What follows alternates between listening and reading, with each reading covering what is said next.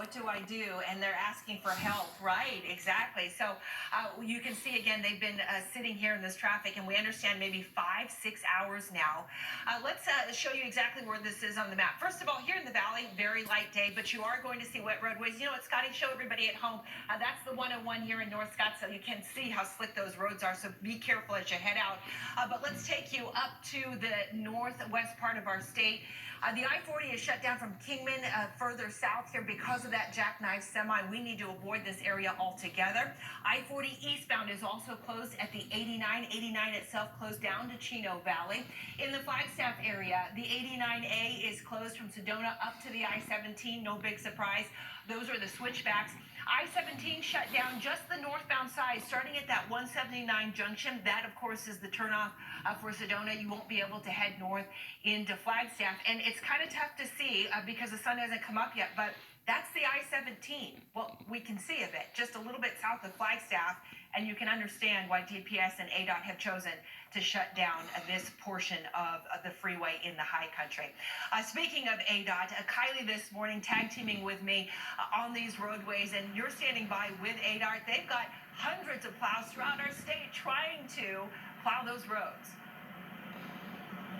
Good morning. They have 200 plows in all in northern Arizona, obviously eastern Arizona, and in southern Arizona. We're here along the I-17 in the north part of the valley where traffic is moving along fine. But like you mentioned, that big closure in place, about a 40-mile stretch, ADOT says, of the I-17 is shut down right now from Sedona all the way up to Flagstaff.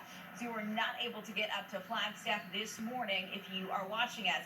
And they don't know when they could reopen. They shut this down yesterday about 3:30, and again, no idea on when it will be lifted.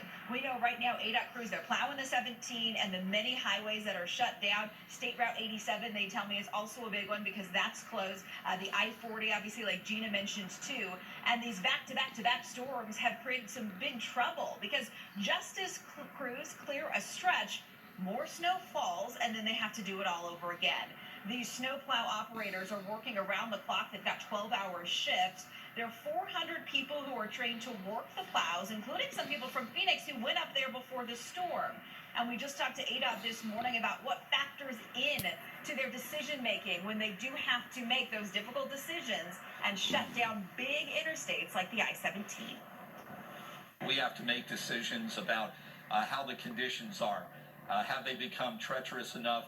Do we start to see the vehicles sliding off the highway, including the big trucks?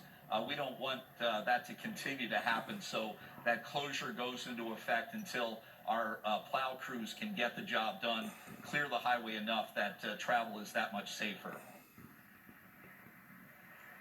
And once the weather clears up, a lot of people I know are talking about going up north to play in the snow. Keep in mind, it is against the law to park along the highway and get out and about. Guys, I know I was coming back from Flagstaff on Sunday, and I was amazed at how many people just all along the 17 were parked there, and then all the kids and the families playing in the snow. We know it's fun to play in the snow, but that is illegal. You cannot do that. So if you are planning to maybe venture up north, please do not do that because obviously you could get a little encounter with DPS. Yeah, people always do that. It's not a good idea, that's for sure. And this kind of snow is going to stick around. I mean, that's a lot of snow in the high country we're expecting. So you wait till the roads are clear. It should be there. You're going to have a great day of play, and it'll be a lot more safe for your family. Kylie, thank you. The roads aren't the only challenging spots. The trails are slick as well. North Scottsdale receiving some snow yesterday, so the city closed trails and trailheads in the northern portion of the McDowell Sonoran Preserve. 5 trailheads are closed this morning, which includes Tom's Thumb. The city will reopen those trails as soon as the conditions will allow. Arizona's Weather Authority is staying on top of all these wild storms across the state. We've seen everything from rain and wind to whiteout conditions up north and all kinds of damage in between. So we will continue to bring you live images from all around the state all morning long right here on 3TV, Arizona's Family.